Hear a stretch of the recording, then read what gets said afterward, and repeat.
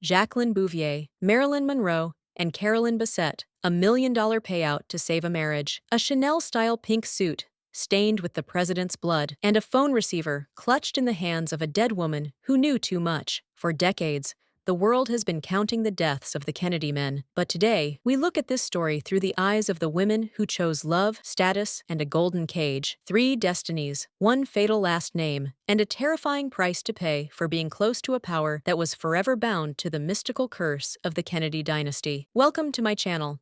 I'm Vera Labich. This is where we'll meet to talk about women, their triumphs and failures, their rights and mistakes, power and betrayal. We'll dive into the female experience, the brands, the trends, and the decisions that shape our lives. The history of the Kennedy dynasty through the lens of the women who loved, suffered, and eventually vanished in the shadow of this grand yet ruthless name. How did the curse leave its mark on each of them? Let's find out. Jackie, the woman who built the myth, only to become its hostage. She watched her own husband be assassinated. She held his head in her lap and desperately tried to gather the pieces of his brain, all while her own world was collapsing around her. Marilyn Monroe, Hollywood's most famous mistress and the most desirable woman on the planet. She found herself trapped not just in a love triangle, but a quadrangle. The circumstances of her death remain a mystery to this day. Carolyn Bessette, the 90s style icon who dreamed of love and won the heart of America's most eligible bachelor. But ultimately, she found herself in a golden cage, trapped in the relentless glare of the paparazzi, a spotlight that would eventually destroy her life. Before we dive deeper, please subscribe to the channel and give this video a thumbs up.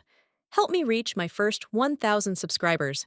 It's a huge milestone that will help get this channel monetized and allow this project to grow and bring you new stories more often. We're used to seeing them on magazine covers, smiling, glamorous, and untouchable. But behind every perfect shot lay a hidden pain: betrayal, loneliness, and fear. Being close to the Kennedy clan offered immense power, but it stripped away the right to a life of one's own. Watch this video until the end to find out. Was it all a fatal coincidence, or the inevitable price for standing beside America's royal family? Now let's take a look at the Kennedy dynasty. To America, this family was the closest thing to royalty. They were the ultimate embodiment of the American dream: beauty, wealth, and undeniable charisma. But behind the curtain lay dark secrets, betrayals, psychiatric wards, and assassinations. Far too many members of this family met their end while they were still tragically young. Why does the world believe in the Kennedy curse? Before we dive into the lives of Jackie, Marilyn, and Carolyn, it's vital to understand the context. Why has the word curse been inseparable from this name for over 80 years? To date, 23 members of the Kennedy clan have lost their lives tragically or prematurely. Here are the turning points in the family's history. A victim of ambition, Rosemary Kennedy, the president's own sister. Driven by her difficult temperament, her father forced her to undergo a lobotomy. The surgery turned a beautiful young woman into a disabled person with the mental capacity of a 2-year-old. She spent the next 60 years of her life in total isolation. Death in the skies. The sky proved fatal for the family on 3 separate occasions. In 1944, during the war, a plane piloted by the eldest son, Joseph Jr., exploded mid-air, and in 1999, the world was shaken by the news of the death of Jackie's son, John F. Kennedy Jr. 2 bullets for 2 brothers. The assassination of President John F. Kennedy in Dallas in 1963 became a permanent scar on the heart of America. 5 years later, history repeated itself. His brother Robert was gunned down during his own presidential campaign. Addictions and silent tragedies. The grandchildren and close relatives of the clan continue this somber list even today. David, Mary, Saoirse. Their lives were cut short by addiction, depression, and overdose. The latest blow was the death of the president's granddaughter, Tatiana Schlossberg, in 2025, who passed away from cancer at the age of only 35. This tragedy forced the tabloids once again to speak about the fatal destiny of this bloodline. The women of the Kennedy clan, were they victims or merely accessories to the men? Today, as the world is captivated by Ryan Murphy's series American Love Story, which follows the fatal romance of JFK Jr. and Carolyn Bessette, it's becoming clear we are only just beginning to see the truth. A major key to understanding this story is the book Ask Not: The Kennedys and the Women They Destroyed. In 2024, it became a New York Times bestseller, and it changes the entire narrative. The author, Maureen Callahan, shifts the focus. She invites us to look past the men's political slogans and instead witness the lives of the women sacrificed to the clan's ambitions. Callahan directly calls many of the men in this dynasty predators, men whose actions were hidden for decades behind the glittering facade of Camelot. Why does this matter to us today? Because these are more than just biographies. This is a story of how generations of Kennedy men, blinded by power, destroyed the women around them with total impunity. As The Guardian put it, it's a timely reminder of the danger posed by damaged men in pursuit of power. This narrative finally gives a voice back to those whom history has treated as mere accessories to political greatness. Rosemary, who was robbed of her mind by her own family. Mary Richardson, Robert F. Kennedy Jr.'s wife, who could no longer bear the pressure and took her own life. And of course, Jackie, Marilyn, and Carolyn. We begin with the woman who single-handedly built this myth, even as it was tearing her apart, Jackie Kennedy. It was she who coined the term Camelot. In legends, this was King Arthur's castle, a symbol of an ideal world of chivalry and justice. Jackie wanted her husband's presidency to be remembered exactly like that, a brief, golden age. She created this grand stage for millions to admire, while she remained alone with a pain that was never meant to be spoken of. November 22, 1963, Jacqueline Kennedy puts on her favorite pink tweed suit,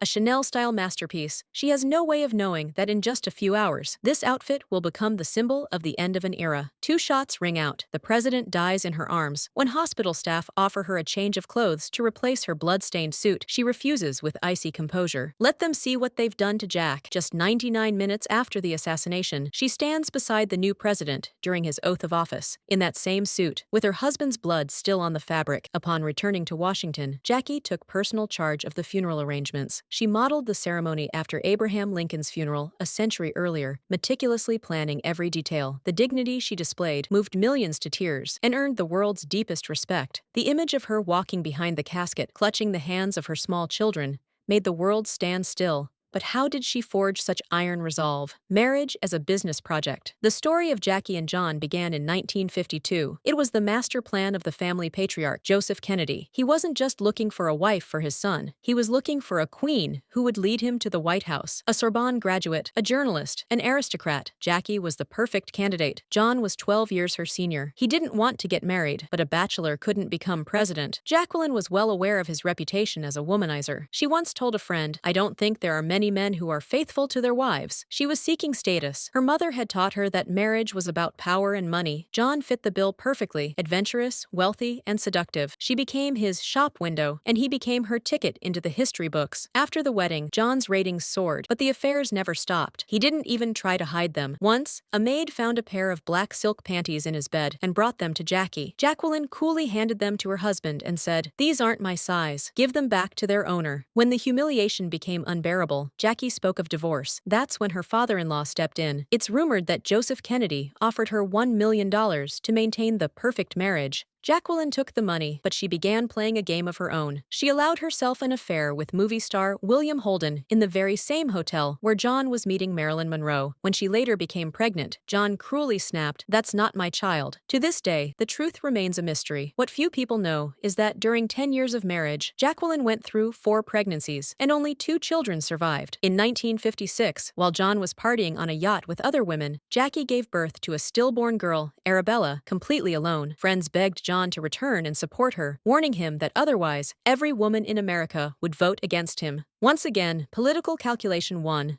She channeled her pain into her work. At 32, she became the youngest First Lady. She transformed the White House into a museum, won an Emmy for her televised tour, and conquered the world with her elegant style. She did more for the Kennedy image than all his advisors and PR experts combined. Her rebellion against her husband's betrayals became undeniable. She accepted an invitation from the wealthiest man on the planet at the time, Greek billionaire Aristotle Onassis, a sworn enemy of the Kennedy clan. Sun-drenched days at sea, 8 varieties of caviar, and Parisian hairstylists flown onto Onassis's yacht were her ways of surviving. People whispered about their midnight rendezvous, while John continued his high-profile affair with Marilyn Monroe. That affair became a global scandal. It is said that Marilyn even called the White House, claiming that John had proposed to her. Jackie's response was sharp and composed. "I'll be glad if someone takes over all my duties and the troubles of being First Lady." The death of their fourth child, Patrick, in 1963, briefly brought the couple together. They finally began to hear one another until the shots rang out in Dallas. Jackie survived that limousine ride, but her life was forever split into before and after. Later, she did marry Onassis, securing a wealthy future for her descendants. But there was another woman who couldn't survive her connection to the Kennedy clan, a woman who only wanted love but was shared between two brothers,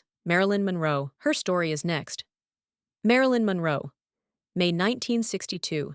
Madison Square Garden, a gala celebrating John F. Kennedy's 45th birthday. Marilyn Monroe steps onto the stage. She drops her white mink stole, revealing a dress that would go down in history as the naked dress, a translucent masterpiece by Jean-Louis, encrusted with 2,500 crystals. It was so tight that it had to be sewn onto her minutes before she went on. She wore nothing underneath. When she began to sing "Happy Birthday, Mr. President," the room went silent. This wasn't just a star performing. Marilyn sang with a breathy, intimate tone that was completely inappropriate for a formal event. The next day, the press exploded with headlines. She sang as if she were making love to him in front of 15,000 people. Jackie Kennedy wasn't there. She had pointedly ignored the event, taking the children to a horse show. But she saw the footage. Jackie was livid. To her, this wasn't just an actress performing. It was a public slap in the face, a direct insult to her dignity as First Lady. She realized then Marilyn was losing control.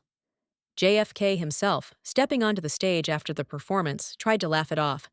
"I can now retire from politics after having had 'Happy Birthday' sung to me in such a sweet, wholesome way." But behind the scenes, he was terrified. This was the moment his private life became far too public. After this performance, Kennedy began to distance himself. He realized she was becoming a threat to his career. For Marilyn, it was the beginning of the end. She hoped this night would make her a legitimate part of his life. Instead, it became her swan song. 3 months later, Marilyn would be found dead.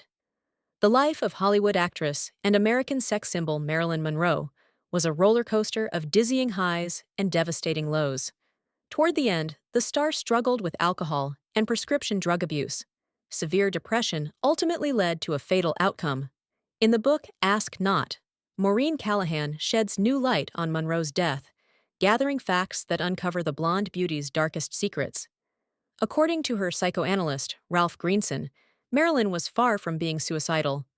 Meanwhile, Joe DiMaggio, her third husband, openly blamed the Kennedy brothers, John and Robert, known as Bobby, for the tragedy.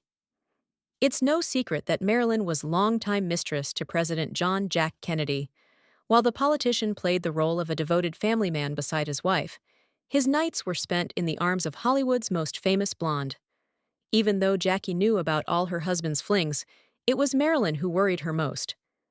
Eventually, the president grew tired of the star and decided to share his mistress with his brother, Bobby, the U.S. Attorney General. The brothers would take turns visiting her. And while Marilyn suspected she was being used, she chose to close her eyes to the truth. But after her breathy rendition of "Happy Birthday" to the president, it was then that Jackie delivered an ultimatum to her husband. No more Marilyn. Otherwise, she would divorce Kennedy, take the children, and finally let the American people know exactly why. Bobby, too, managed to escape unscathed.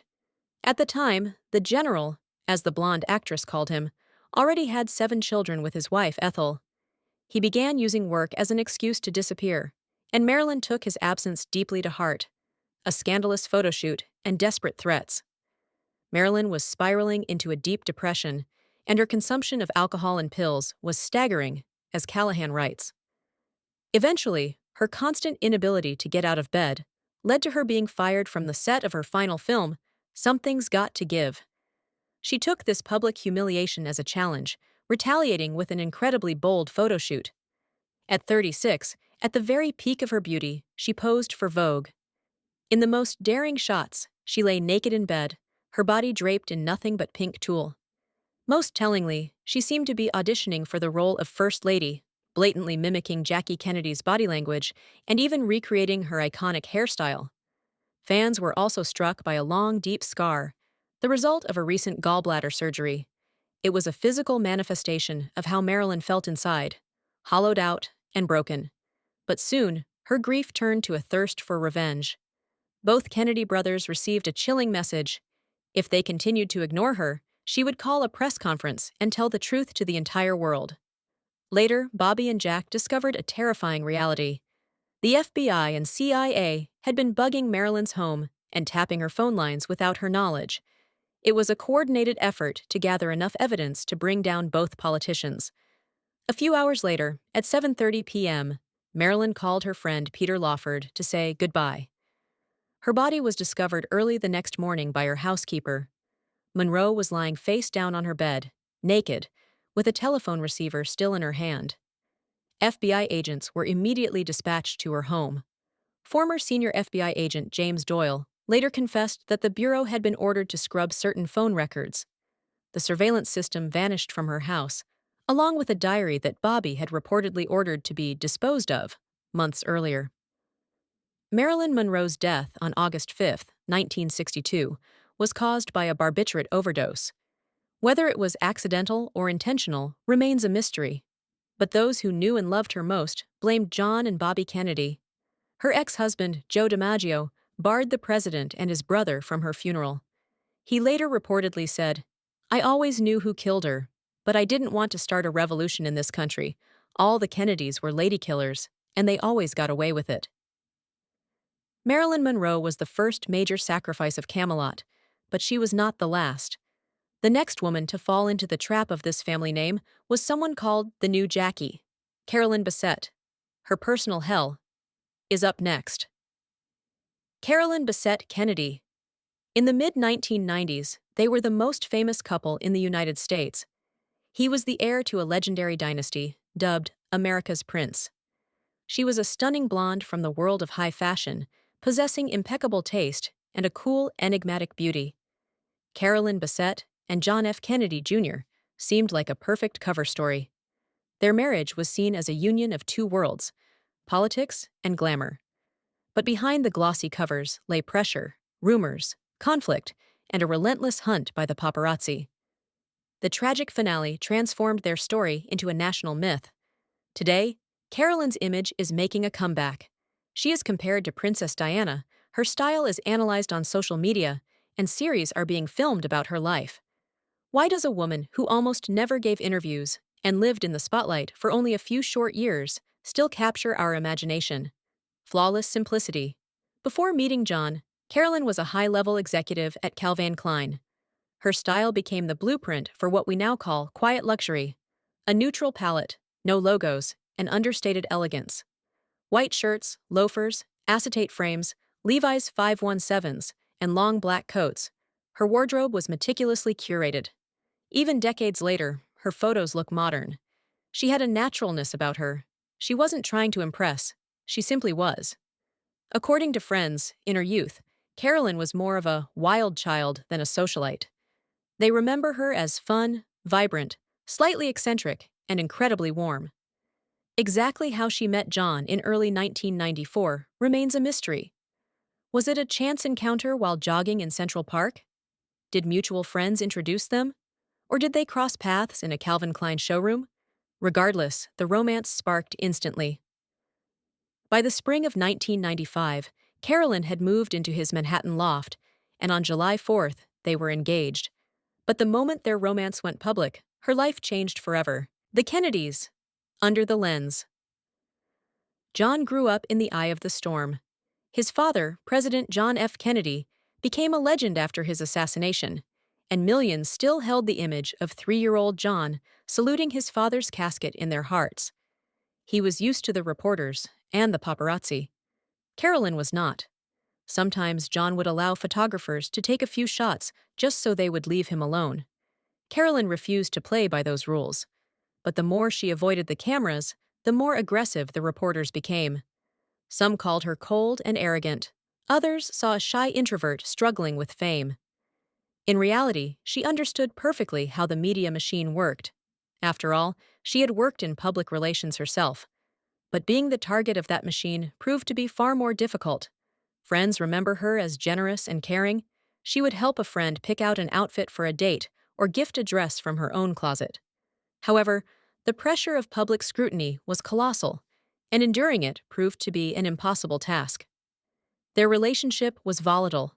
In 1996, they were caught on camera during a heated argument. At one point, it looked as though John pulled the wedding ring right off her finger. Rumors of affairs swirled on both sides. Yet, on September 12, 1996, they married on Cumberland Island, Georgia. Carolyn wore a silk slip dress by Narciso Rodriguez, the ultimate expression of understated sensuality. For once, they managed to hide from the press. But it didn't last long. After the honeymoon, the photographers caught up with them again. They became the couple, and the media could never get enough. John pleaded with journalists to be gentler with his young wife, but it did little to help. As they became symbols of the era, the scrutiny only intensified. Comparisons to Princess Diana were inevitable. Both married men who were born into the spotlight. Both found themselves at the center of a storm they weren't prepared for. Both became targets of a relentless paparazzi hunt, and both met a tragic, untimely end. On July 16, 1999, the plane piloted by John crashed off the coast of Martha's Vineyard. He, Carolyn, and her older sister Lauren were all killed. Was it truly a curse? When we look at these three lives, it's easy to believe in the mystical. But when we pull back the veil of mystery, we see something else entirely. We see pilot error, the ruthlessness of the tabloids, and the impossibility of being a regular human being when your last name is public property. Jackie, Marilyn, Carolyn, they weren't just companions to great men. Jackie single-handedly built the stage of Camelot to hide her pain within its scenery. Marilyn naively sought refuge in this clan, only to find herself erased. Carolyn tried to be authentic in a world where every step you take is part of a show, and she eventually burned out in that artificial light. Today, thanks to new books and series, we are finally bringing them out of the shadows. We see more than just style icons or accessories to presidents. We see real women who wanted the right to their own voice, their own mistakes, and their own truth. So what do you think? Is there truly a mystical doom looming over the Kennedys that demands sacrifices? Or is this simply the inevitable and cruel price of standing at the top of the world, a price that the most vulnerable are always the first to pay? Write your thoughts in the comments. I truly want to know what you think about this. Thank you for taking this journey with me. Subscribe to the channel if you enjoy these honest conversations. There are many more stories to come. Thank you for watching.